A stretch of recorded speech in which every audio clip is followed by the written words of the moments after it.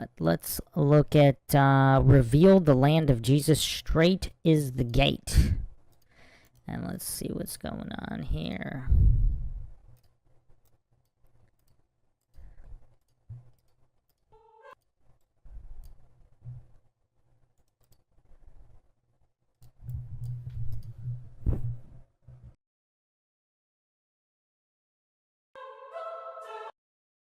I've been searching through evidence related to the North that aligns with the truth of scriptures and prophecy specifically.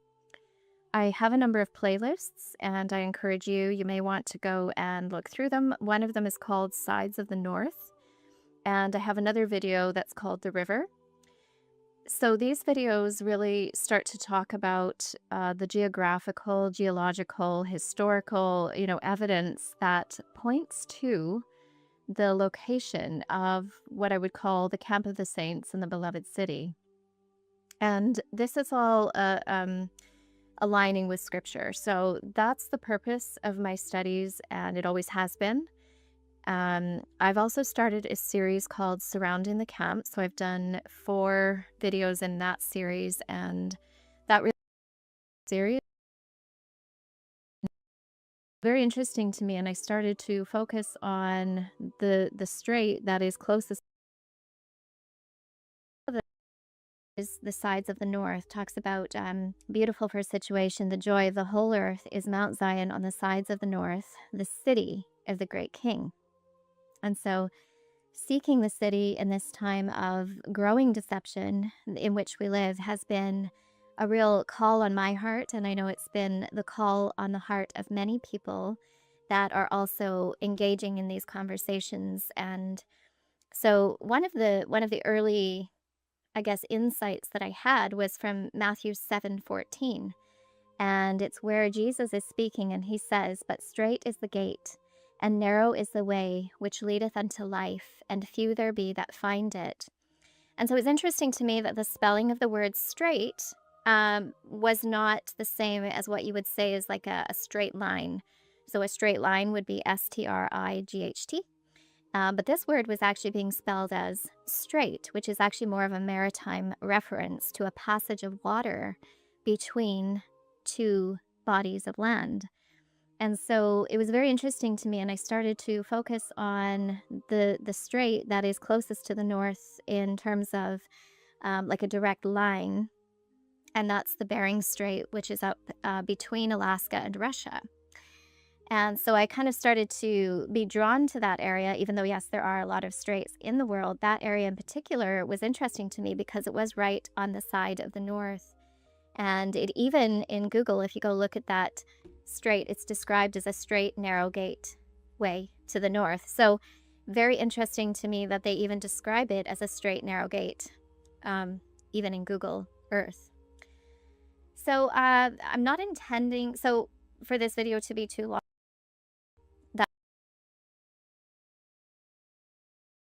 That pointed to Christianity. And so the evidence that Jesus and the saints had spent much time in the Asian region. And when we when we read like the travels of Paul, for example, in Mark, and the apostles that went to preach the gospel to the whole world, they ended up traveling along the coast of Asia. Now, if this is your first time here, I do not believe that the coast of Asia references the Mediterranean. I believe it references the coast of Asia, which is China and all along the eastern coast there. So yeah, I don't want this to be too long of a video, but we'll see how it goes. And I just want to let you know this is groundbreaking in the study of the little season.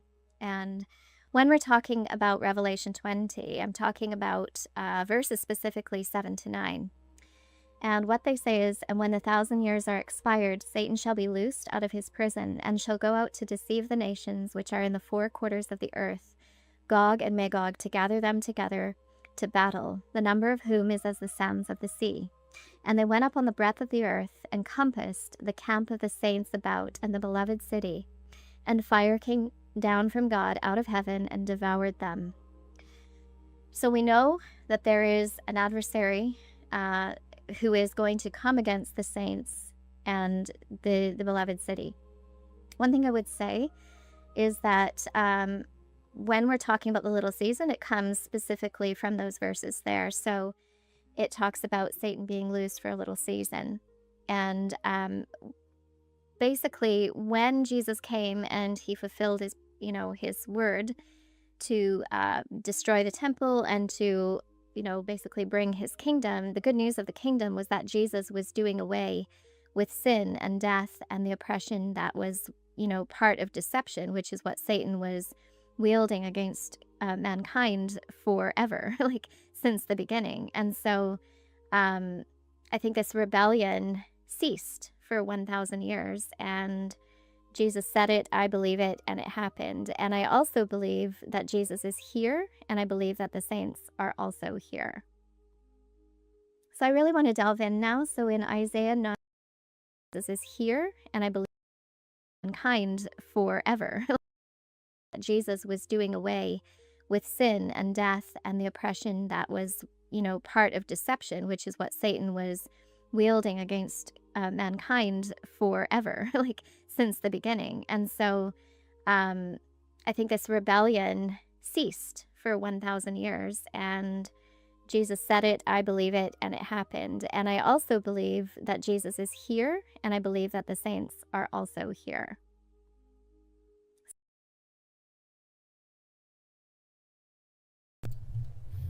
So, for someone more familiar with her work, what does she mean Jesus is here and the saints are here? Like ever-present entities, kind of like Satan? And again, not to go off into asides, but again, we have to keep in mind, supposedly Satan, Lucifer, and the devil are all possibly different entities. Flat Pop says, no, she means they're up in the north.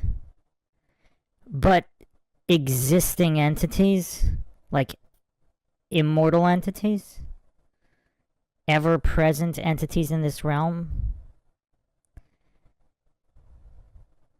Chin Chin says yes, in the Arctic. So how does this tie in? We're gonna get real deep here. I didn't want this to be a super long podcast, but I do want to get into a few things here. I'm gonna get into them right now because I want to see how all of this potentially ties together. So, yeah, let me bring up the Utah Judea videos, because there's a couple things that are just incredibly interesting here. And I want to see if we can tie all of this together.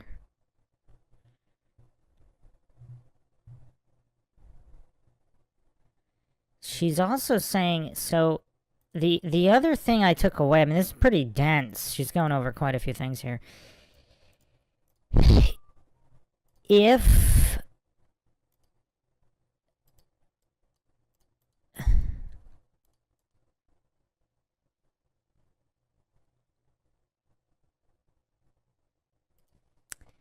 Alright, hold on a second. Why is this so slow? Okay, so let's see here. Okay, we are missing something here. Something, let me see. Okay. 7 minutes, it's 1 minute. Okay, maybe not.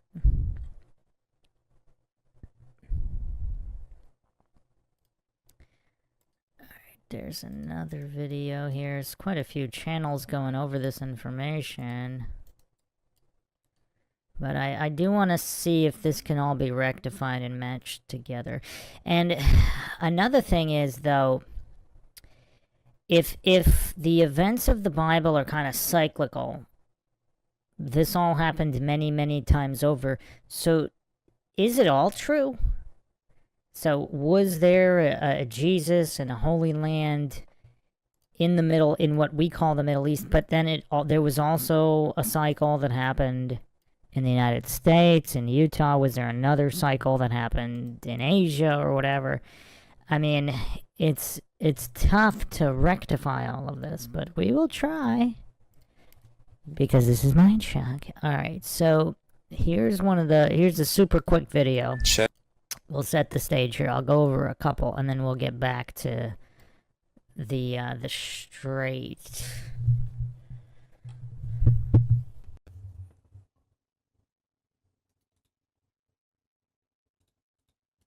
Check this out. The Americas is Grenada, Israel, the Promised Land. All of these are biblical place names in Utah, including Jerusalem. Utah's nickname is the Beehive State. There is a mountain in eastern Nevada named Mount Moriah, and it is over 12,000 feet high.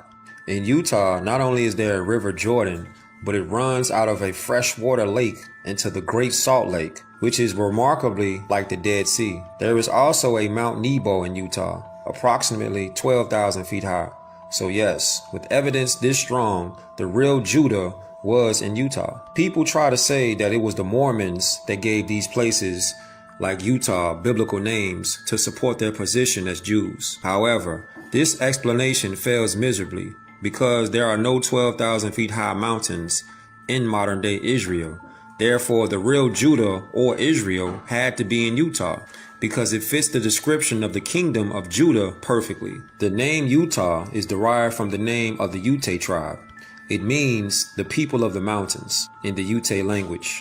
According to other sources, Utah is derived from the Apache name Yuda, which means tall. In the so-called Spanish language, it was said as Utah. Subsequently, the English-speaking people adapted the word Utah. There is no J in Hebrew, therefore Judah is Yuda, especially when you consider the fact that the J and Y have the same meaning and numerical value and are interchangeable as a result.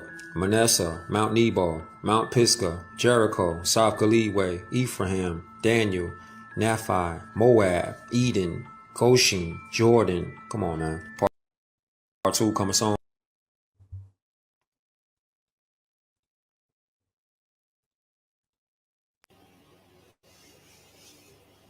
What's up, YouTube? It's Biblical Truther. I told you guys the other night when I made that video about the millennium being passed in the United States. Most supporting evidence that I've found thus far. But I have mentioned in the past that I thought that the Mississippi River was actually the Nile, and that down towards the Gulf of Mexico, there, could be the original Garden of Eden. And hang on just a second. Let me look something else up right quick. This came out March 4th. Let's see. Ancient City. Coast of New Orleans. Let's see, here it is right here. So this came out on March 4th, and I've been holding a lot of this info back for a long time because I just hadn't had the supporting evidence up until my wife showed me this.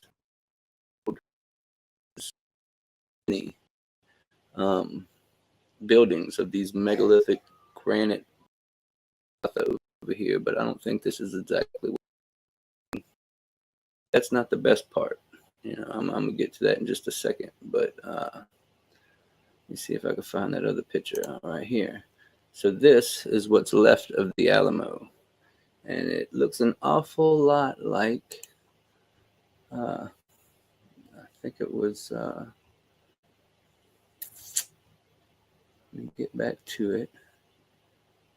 Well, this is a picture of Jerusalem. I think this is Wikipedia. Picture of Jerusalem, and I'm going to get to Jerusalem in just a minute, but as you can see, there's the temple in the middle. But I was looking over these pictures and then comparing them to the Alamo, and I don't know, man. I can see somewhat of a resemblance, but what I'm going to show you here in a few minutes is going to really blow your mind. because the way this thing is set up and how they've shown us over the years that it's made, you know, with these walls on the outside. There was a picture that I can't seem to find right now. There it is. There's one of them of what it used to look like.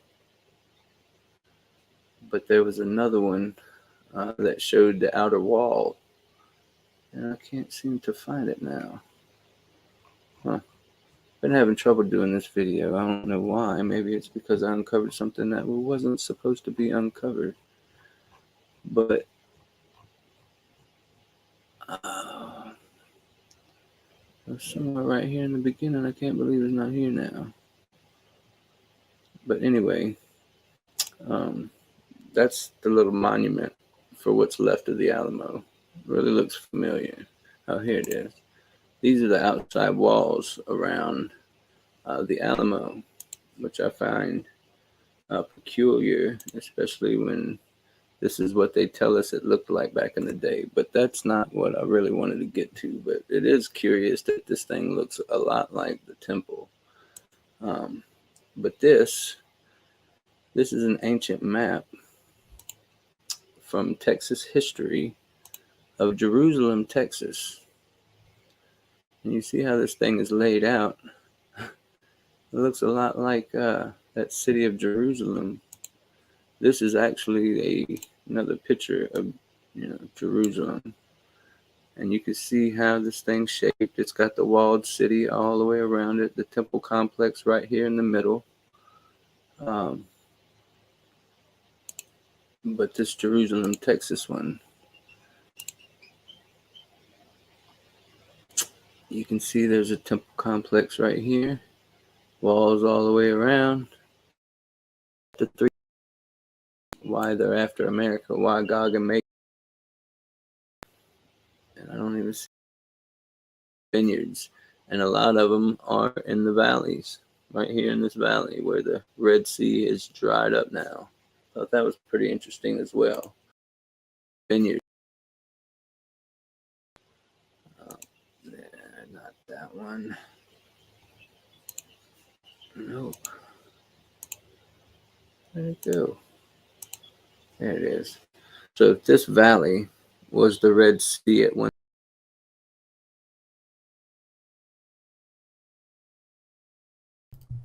So I remember seeing quite a lot about this, about California here, and a lot of these old maps showing California as an island. There's definitely a lot of curiosities here. A lot of curiosities.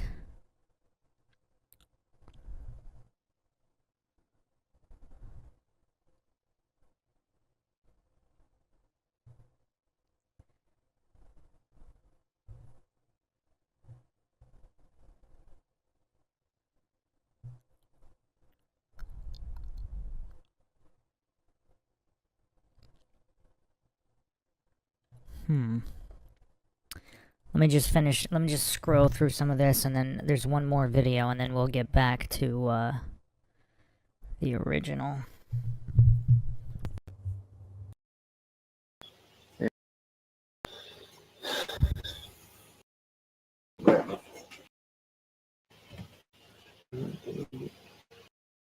Never lived, that at least they might keep their statutes, which they had not kept in their own land, and they went in by the narrow passages of the Euphrates River. For at that time the Most High performed signs for them and stopped the channels of the river until they had passed over. Don't so much believe anymore. But anyway, it goes on to talk about how there were some European explorers that came to the United States and encountered these indigenous people, and no matter what language they used, they could not speak to them. And there was like 3 guys on the ship that were Jewish, so they started speaking to each other in Hebrew, and the Indians, they knew Hebrew, so they started chatting with them and talking with them. And yeah, so that's how we find out that the American Indians aside from the Sanskrit Hebrew writings on all the cave walls and such, that's how we found out that they are actually Hebrews, part of the native Euphrates. But what do you guys think? There's your proof right there. Possibly could have been Rome originally because it's a heavily Catholic place.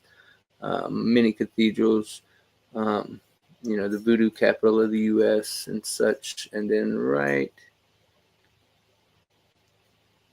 this is the Chandelier Islands right here.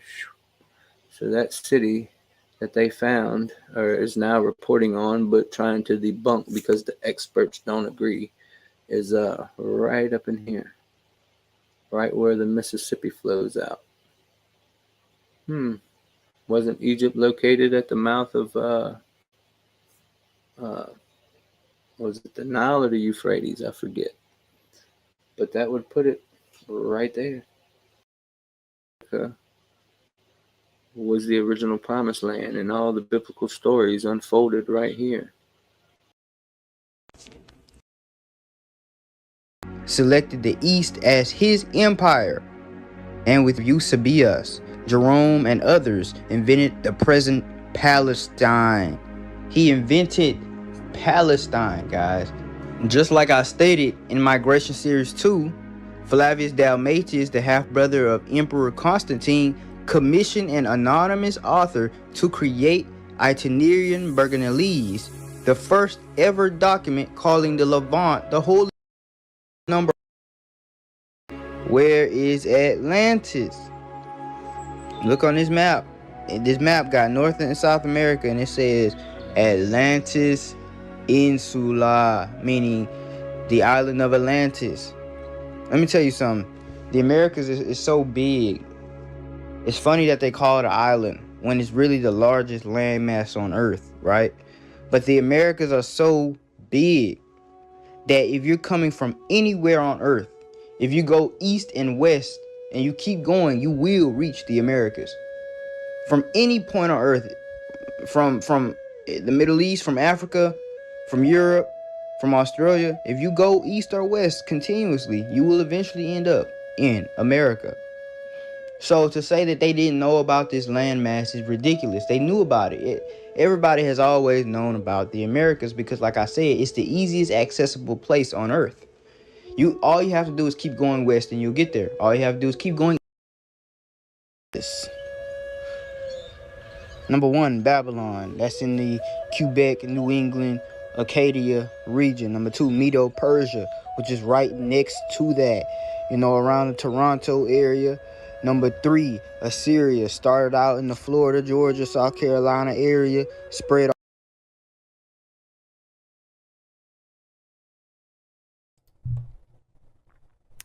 This is a curious map. I don't think I've seen this one exactly. Babylon is northeast Canada, and even some of the northeast U.S. I don't know about this. What is left there that would indicate that? Are there weird temples? I mean, I know there's some very strange stone work all throughout that area, but I've never seen anything massive, anybody revealing anything massive on the scale of what would be Babylon. Similarly, what is this? Medo-Persia is the Great Lakes region, north of the Great Lakes, Canada. Assyria, going through the Midwest into the southeast U.S. I mean, there is the Old World Florida YouTube channel, which shows Florida as Atlantis with some very interesting information there. But, yeah, you have Ethiopia as Brazil and the surrounding countries. I don't know about this particular split here. Let's see what he says about it, but...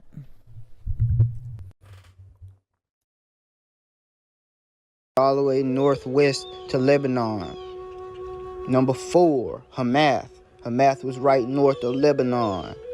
Number 5, Canaan, also known as the land of Israel, spread all the way from the Great Sea to the Euphrates or the Mississippi River. Number 6, Mizraim, west to east from the Colorado to the Mississippi, north to south from the Colorado all the way down to the southern tip of the Andes.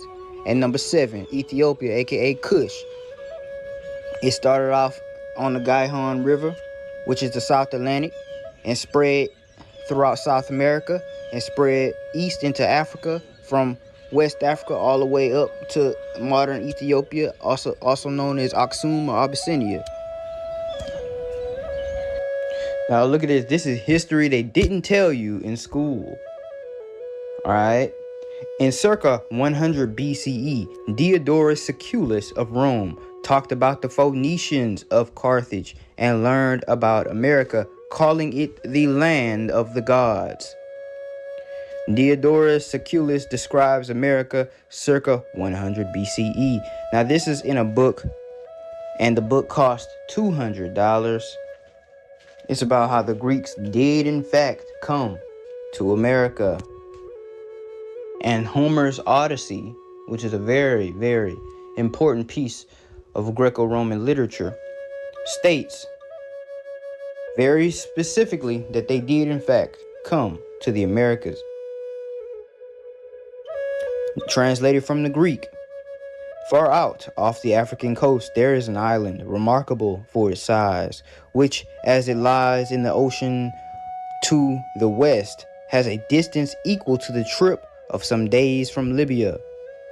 And generally speaking, this island has such a mild climate that most of the year produces a lot of fruits from the trees and other seasonal fruits. Therefore, with its excessive wealth, it looks like it's been created from the very beginning as an abode of gods, so to speak, and not humans. This is because the Americas are the best place to live on the earth. Why do you think out of all places, when you go to Asia, you're going to see Asians? When you go to Africa, you're going to see Africans. When you go to Europe, you're going to see Europeans. But if you go to America, you're going to see all races. You're going to see all kindreds, all peoples, all languages. Why is that? Because everybody wants a piece of this. This is the best land to ever exist. It has the best climate, the best foods, and everything that America could possibly offer. They wanted this land. And America is not that far from the east. Did you know Brazil is closer to Africa? Listen to what I'm about to say. Brazil is closer to Africa than it is to Brazil. I'm going to repeat. Brazil is closer to Africa than it is to Brazil. Because Brazil is such a huge country. It's bigger than the span from Brazil to Africa. It's bigger than the South Atlantic. So, America is not even that far from the east. There's been trade. There's been all kinds of things. Do not underestimate the ancestors. They were very intelligent. They'll tell you that, we were cavemen and we learned all this stuff and got smarter and smarter, but that's not true. In history class, they told us history repeats itself, right? If history repeats itself, then that's a contradiction to whatever you're teaching. Opposite to Africa lies a very great country in the vast ocean. Of many days sail from Libya westward, which was unknown for a long time because of its remote situation, that it was finally discovered accidentally by some Phoenicians sailing along the west coast of Africa, who were prevented from landing and driven far to the west by violent storms, and that they found a new country rich in fauna and flora, and everything suitable for the wants of man. Now pay attention to how they just describe America, right? The soil here is very fruitful, a great part whereof is mountainous, that's the west, but much likewise champagne, which is the most sweet and pleasant part of all the rest, for it is watered with several navigable rivers. All right, the Americas have so many rivers, right? Colorado, Mississippi, Amazon, etc. Beautified with many gardens of pleasure. planted with diverse sorts of trees and abundant orchards, interlaced with the currents of sweet water. Sweet water, pay attention to that part. That means there's a lot of natural springs from the earth, minerals in the water. You know what I'm saying?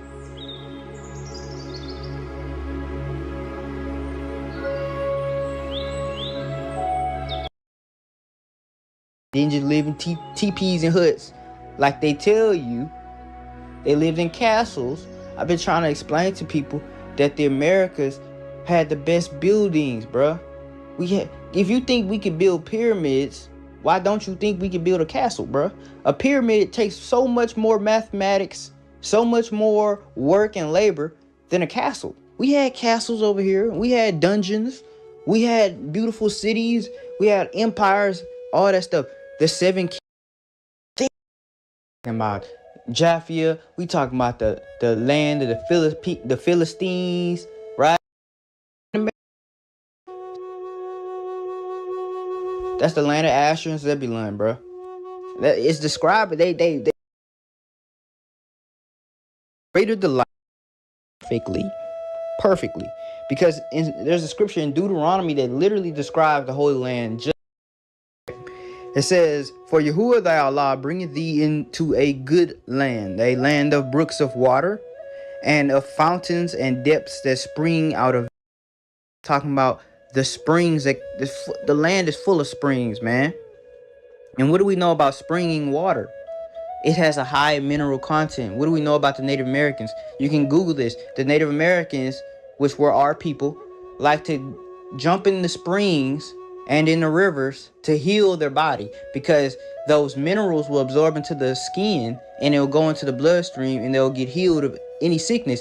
Just like in scripture, when the Syrian with the leprosy came to Elisha and said, "Cure me, please." He just said, "Dip yourself 7 times in the Jordan River." He was cured from his leprosy. It's talking about basically a land that had healing waters. Healing waters. You know, the most healing waters are found in Western North America. And the Old Testament, the Tanakh, even says that the Jordan River was a healing river. And it just says that America had healing waters, because it says, "Whence the inhabitants not only reap pleasure and delight, but improve their health and strength of body." It's talking about the springs and the waters that are in this land. And it continues to describe the Holy Land, because look what it says right here. "There you may have game enough, and hunting all sorts of wild beasts, of which there is such plenty that in their feasts there is nothing wanting, either as to pomp or to delight. The adjoining sea furnished them plentifully with fish, for the ocean there is naturally abounds with all sorts." So it says the ocean next to the western part, which is the mountainous part, is full of all fish, just like. So I'm going to push back a little bit on the thermal springs. Here's a map of all the thermal springs in the world. Or not. YouTube's being weird. Hold on. Why is this not working?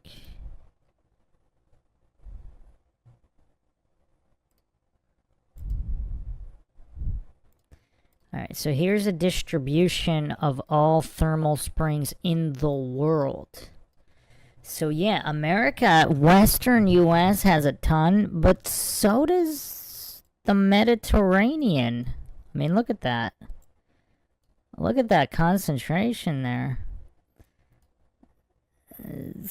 I mean, it's kind of hard to tell where's more, but it's kind of equal. Some of the Mediterranean and Europe and the Western U.S. Also, the western coast of South America is abundant in springs. And Japan, for some reason. Interesting. Interesting.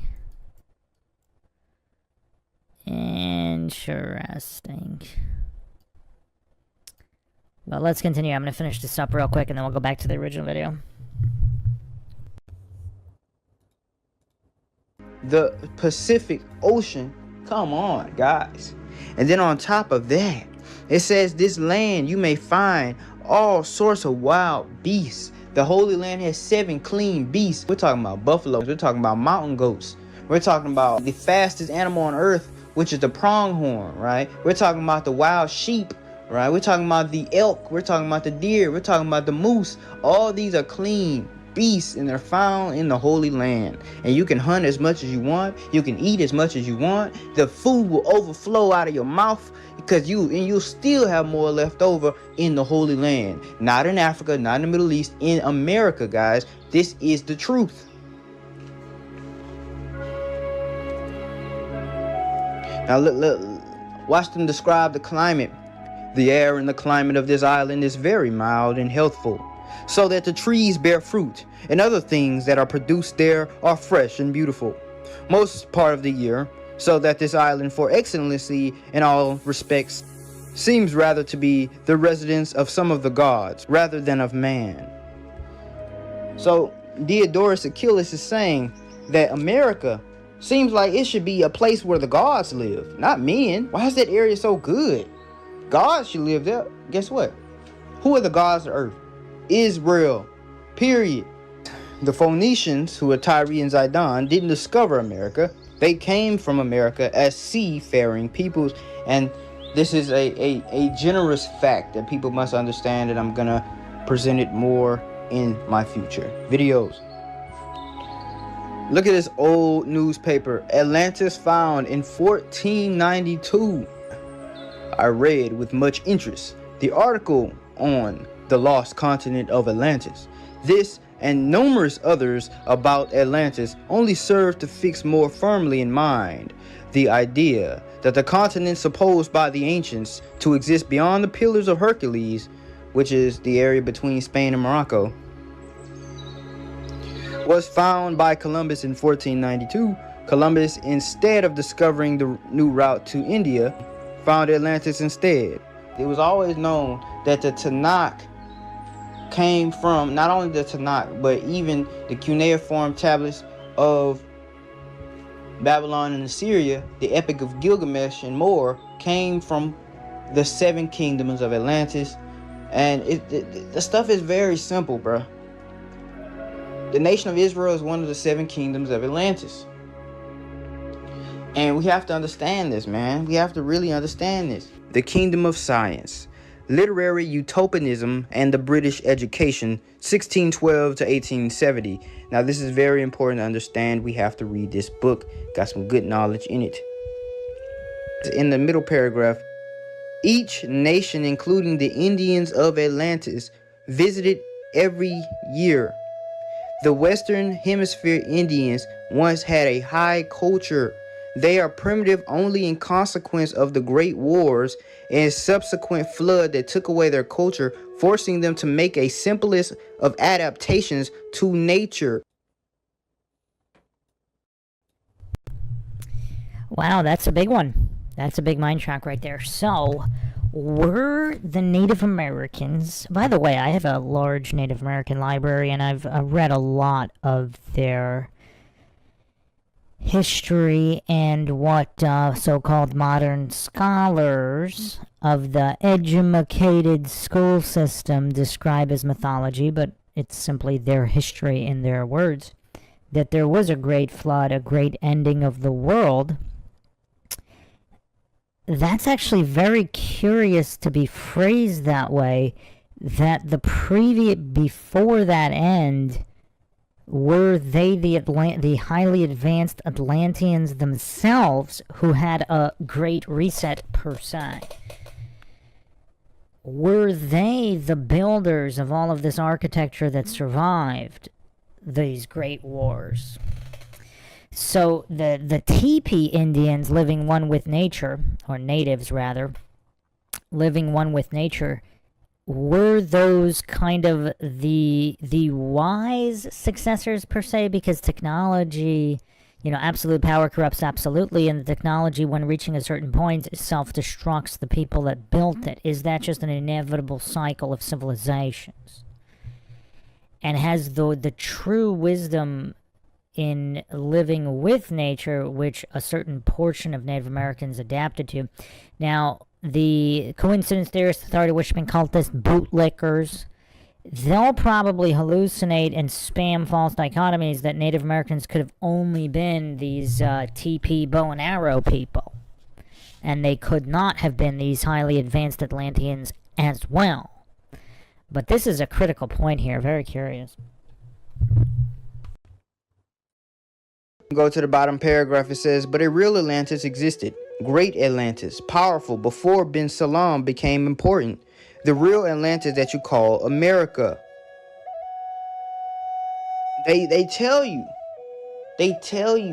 that Atlantis is America. In the book called Antiquities of the Cherokee Indians, we can find many interesting things.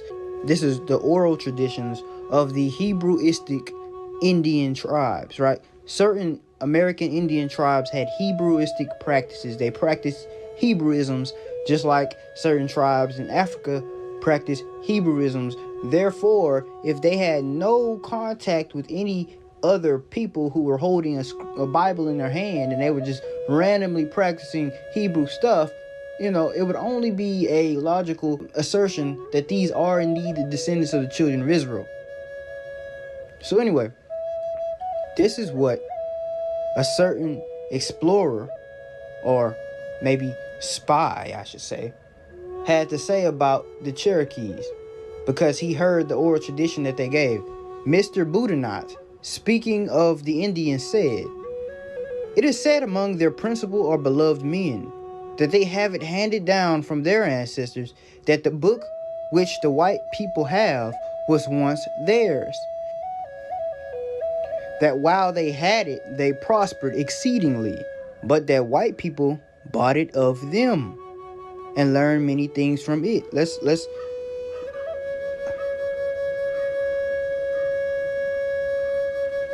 Let's make some observations real quick. What is that book? That book is called the Scriptures, specifically the Tanakh, the Old Testament, which they call the Bible, or the Hebrew Bible. The Indians said that the white man got that book from the Indians, or the Israelites.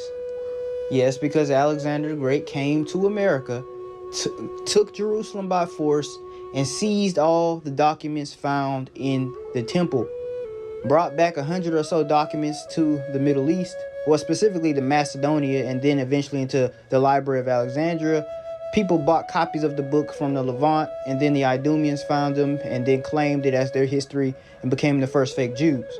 But anyway, yes, the white man did indeed take the scriptures from the Indians, or the American Aboriginals, who are the Israelites, just shortly after the time of Joel. Very shortly after the time of Joel. Now anyway, and it says, while the Indians lost credit, offended the Great Spirit, and suffered exceedingly from the neighboring nations. What does that sound like? Deuteronomy 28. Once we offended Yah by breaking his commandments, we suffered greatly, right? We were led out of our land. Where did we go? Well, look at what the Indians had to say. That the Great Spirit took pity on them and directed them to this country, that on their way they came to a great river which they could not pass, where God dried up the waters, and they passed over dry shod. So understand this. First thing first, the Tanakh was originally written by the Indians, which were the Israelites. This is what the Indians said. The second thing is that the Indians, which were specifically the East Coast Indians, these are the East Coast Indians because they're Cherokee, which are East Coast tribe, angered Yah, and for that, they were sent out of the Holy Land. And then you have to understand that the Indians had to cross a great river. What was that great river? That great river was the Mississippi River, and I'm going to explain it further on, which Yah dried up for them to get to their current in North and South Carolina, New York, Pennsylvania, etc. Most of those places which I named, everything except for Texas and Louisiana, is east. Page 41. it says that a king of their nation, where they formerly lived far to the west, that a king of their nation by James Adair. He talks all throughout the book of how the Indians that he talked to were Hebrews, right? Now another dude, Robert Williams, who was another spy among the Indians, this is what he had to say. Robert Williams, the first Englishman in New England, who said to have learned the Indian language in order to convert the natives, believed them to be Jews. Why do all these people believe them to be Jews? Because they did Israelite stuff. And he assures us that their tradition records that their ancestors came from the southwest. So they didn't come from the Middle East. They came from the southwest. All these tribes are saying they came from the west and they crossed a certain river. What river is that? The Mississippi. Come on. So they're telling you that their kingdom was on the west. That these Indians are not saying anything about coming from the east. These Indians are not saying anything about crossing the sea. These Indians are specifically saying they had Webster had to say, bro. Noah Webster, the author of the most famous dictionary used in the English language, the Webster's Dictionary. He said this in 1828. He said education is useless without the Bible. Holy Land back then. People knew that the Holy Land was in America.